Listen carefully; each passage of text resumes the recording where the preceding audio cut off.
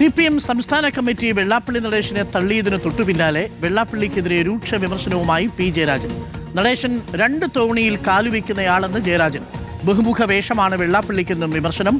മകൻ സംഘപരിവാറിനൊപ്പം ശ്രീനാരായണ ദർശനത്തിനെതിരായ നിലപാടാണ് ഇപ്പോൾ SNDP തലപ്പത്തുള്ളവർക്കെന്നും ജയരാജൻ. കേരളത്തിലെ ഇപ്പോഴത്തെ SNDP യോഗത്തിന്റെ ജനറൽ സെക്രട്ടറിയാണ് വെള്ളാപ്പള്ളി നടേശൻ. യഥാർത്ഥത്തിൽ അദ്ദേഹം രണ്ട് തോണിയിൽ കാല് വെച്ചുകൊണ്ടുള്ള നിലപാടാണ് സ്വീകരിക്കുന്നത്.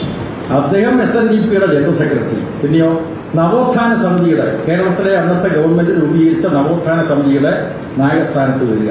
പിന്നെയോ മകനെ BDSന്റെ ജനറൽ സെക്രട്ടറി ആക്കുക.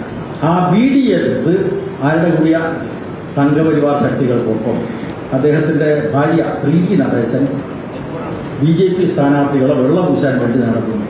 ഈ ബഹുമുഖ വേഷം അത് കേരളീയ സമൂഹം തിരിച്ചറിയണം എന്നാണ് എനിക്ക് പറയാനുള്ളത്. അപ്പോൾ ആ തരത്തിൽ ശ്രീനാരായണീയ പ്രസ്ഥാനങ്ങളുടെ ഇന്നത്തെ തലപ്പത്തുള്ളവർ ശ്രീനാരായണ ദർശനത്തിനെതിരായിട്ടുള്ള നിലപാടാണ് സ്വീകരിക്കുന്നത്.